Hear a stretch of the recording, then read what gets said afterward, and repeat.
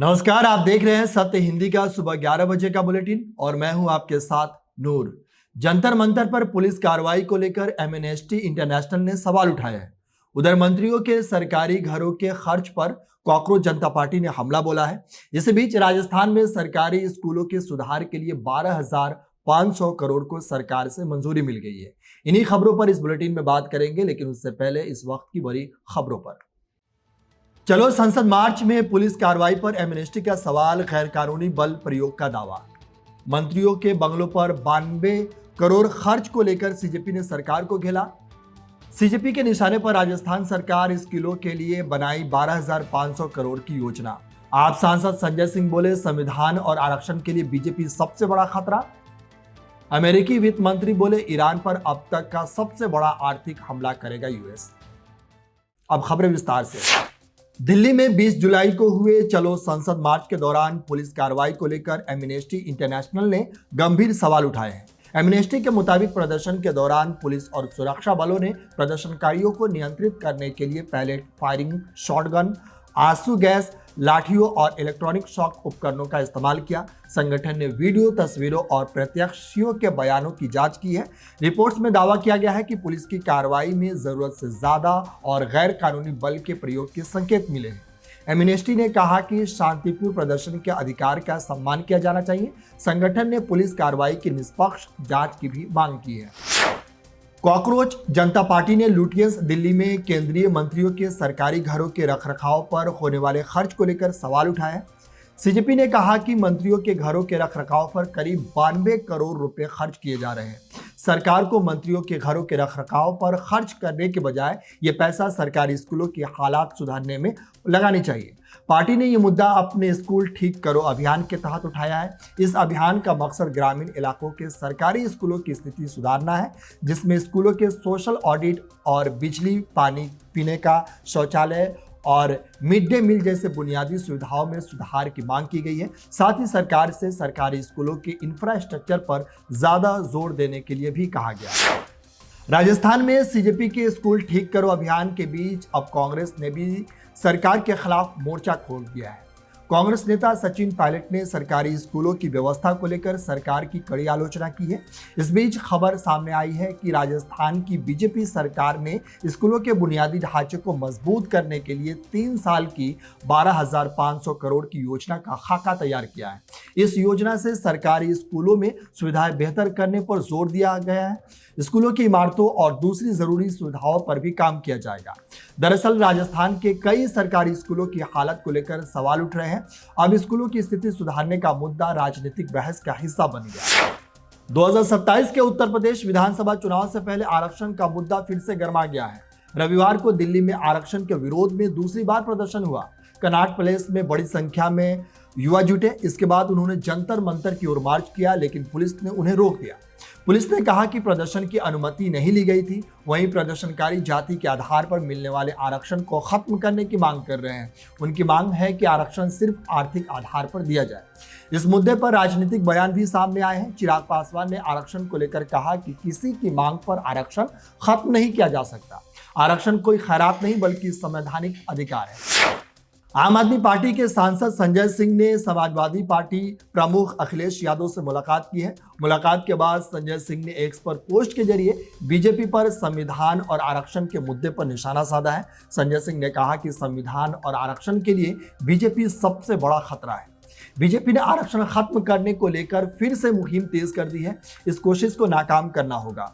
69,000 शिक्षक भर्ती में योगी सरकार ने पिछड़ों का हक मारा है। सड़क से लेकर संसद और सुप्रीम कोर्ट तक उनके अधिकारों की लड़ाई लड़ी जाएगी।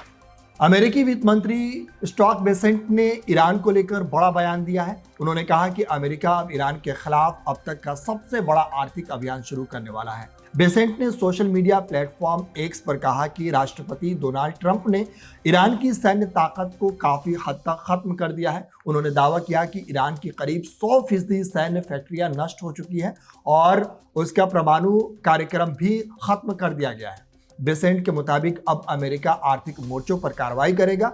उनका लक्ष्य ईरानी शासन को आर्थिक रूप से अलग थलग करना है और उसे सहारा देने वाले रास्ते बंद करना है। हालांकि बेसेंट ने यह नहीं बताया कि अमेरिका ईरान के खिलाफ कौन से नए आर्थिक कदम उठाने वाला है। बुलेटिन में खबरें और भी है। दीपेंद्र हुड्डा ने सज्जन कुमार पर टिप्पणी कर जताया अफसोस। G7 मीटिंग में मोदी ट्रंप की मुलाकात पर सर्जियो गौर का बड़ा बयान। पंजाब SIR में पूर्व राजनयिक से मांगा गया नागरिकता का सबूत। तारिक रहमान के भारत दौरे पर ढाका, बोला कोई जल्दबाजी नहीं। कांग्रेस सांसद दीपेंद्र हुड्डा ने सज्जन कुमार पर अपनी टिप्पणी को लेकर अफसोस जताया है। सोशल मीडिया पर 2 दिन तक आलोचना के बाद हुड्डा ने सफाई दी है। हुड्डा ने कहा कि उन्होंने सज्जन कुमार को कभी रोल मॉडल नहीं कहा, उनके बयान को गलत तरीके से पेश किया गया। हुड्डा ने एक्स पर वीडियो जारी कर कहा कि उनका मकसद सिख समुदाय की भावनाओं को ठेस पहुंचाना नहीं था। हुड्डा ने आगे कहा कि 1984 के सिख विरोधी दंगों के दोषियों को सजा मिलनी चाहिए, किसी भी दोषी को बख्शा नहीं जाना चाहिए। अगर उनके बयान से किसी को भावनाएं आहत हुई है तो उन्हें इसका अफसोस है। सुनिए दीपेंद्र हुड्डा ने क्या कुछ कहा। 2 दिन से मैं देख रहा हूं कि कुछ लोग मेरी बात को तोड़ मरोड़ के लोगों के सामने रख रहे हैं। मेरी गुजारिश है कि सबसे पहले तो मैंने वो शब्द नहीं कहा जो अंग्रेजी का जो शब्द रोल मॉडल, जो शब्द मेरे बयान के साथ जोड़ा जा रहा है, मैंने वो बोला ही नहीं। जो मैंने जिसका प्रयोग भी नहीं किया, मेरी कोई भी मंशा किसी हमारे भाई को ठेस पहुंचाने की नहीं थी। सिख समाज के हमारे भाइयों को तो ठेस पहुंचाने की मैं सोच भी नहीं सकता, ना मेरी कभी कोई भावना ऐसी थी। लेकिन फिर भी सिख समाज हमारा अपना परिवार है। अगर किसी भाई को की भावनाएं इसमें ठेस हुई हैं तो मैं आपका भाई हूं, मैं खेद प्रकट करता हूं। मेरी मंशा, मेरा मकसद किसी का दिल दुखी करना नहीं था। भारत ने अमेरिका से अनुरोध किया था कि फ्रांस में G7 समिट के दौरान प्रधानमंत्री नरेंद्र मोदी और राष्ट्रपति डोनाल्ड ट्रंप की मुलाकात के बाद कोई सवाल न लिया जाए। भारत में अमेरिकी राजदूत सर्जियो गौर ने बताया कि ट्रंप ने शुरुआत में इससे अनुरोध को मान लिया था, लेकिन वो शायद इसे भूल गए और उन्होंने पत्रकारों से सवाल पूछने को कह दिया, जिससे वो बातचीत 45 मिनट की प्रेस कॉन्फ्रेंस में बदल गई, जिसमें PM मोदी उनके बगल में बैठे थे। सर्जियो गौर ने शनिवार को economic times world leaders forum में ये बात कही है। गौर के मुताबिक MEA की मांग थी कि मीडिया मौजूद रहे लेकिन सवाल न पूछे जाए। 17 जून को एवियन लेस बेंस में हुई इस बैठक में करीब 50 कैमरे मौजूद थे। वहीं राजदूत के इस दावे पर भारत सरकार की ओर से अभी कोई आधिकारिक प्रतिक्रिया सामने नहीं आई है। पंजाब में वोटर लिस्ट की स्पेशल इंटेंसिव रिजर्वेशन यानी SIR प्रक्रिया पर पूर्व भारतीय राजनयिक नवदीप सिंह सूरी ने सवाल उठाए हैं। सूरी UAE और मिस्र में भारत के राजदूत और ऑस्ट्रेलिया में हाई कमिश्नर रह चुके हैं। उन्होंने एक्स पर बताया कि SIR के दौरान उन्होंने BLO को अपना वोटर ID और आधार कार्ड दिया था। बाद में एक वॉलंटियर ने उन्हें बताया कि कुछ जानकारी 2003 की SIR से मेल नहीं खा रही है। इसके बाद BLO ने उन्हें नोटिस लेकर भारतीय नागरिकता साबित करने के वाले दस्तावेज देने को कहा। सूरी ने कहा कि 2003 में वो भारत में नहीं थे, इसलिए उनसे पासपोर्ट भी मांगा गया था। उन्होंने सवाल उठाया कि अगर 3 देशों में भारत का प्रतिनिधित्व कर चुके व्यक्ति को नागरिकता साबित करनी पड़े तो आम नागरिकों का क्या होगा। अमृतसर के डिप्टी कमिश्नर ने मामले की जांच कराने की बात कही है। अब तक ECI या सरकार की ओर से कोई आधिकारिक प्रतिक्रिया नहीं आई।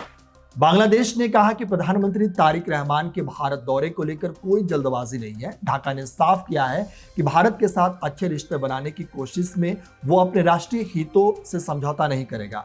सरकारी समाचार एजेंसी BSS के मुताबिक विदेश मामलों के राज्य मंत्री हुमायूं कबीर ने कहा कि द्विपक्षीय बातचीत में पर्याप्त प्रगति होने के बाद ही रहमान का दौरा होगा। कबीर ने कहा कि अगर राष्ट्रीय हितों के आधार पर जल्द सहमति बनती है तो दौरा अगले हफ्ते या उसके बाद भी हो सकता है, लेकिन फिलहाल कोई जल्दबाजी नहीं है। उनका यह बयान विदेश मंत्री S जयशंकर के उस बयान के बाद आया है जिसमें उन्होंने कहा था कि भारत और बांग्लादेश के संबंधों में दोनों देशों के आपसी हितों के लिए फायदेमंद होने चाहिए। अब दोनों देशों के बीच बातचीत और संभावित दौरे पर नजर बनी हुई है। बाकी इस बुलेटिन में इतना ही। बाकी ऐसे तमाम छोटी और बड़ी खबरों के लिए हमारे साथ जुड़े रहिए और देखते रहिए सत्य Hindi.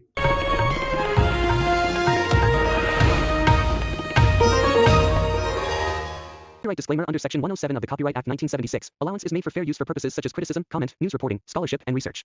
Fair use is a use permitted by copyright statute that might otherwise be infringing.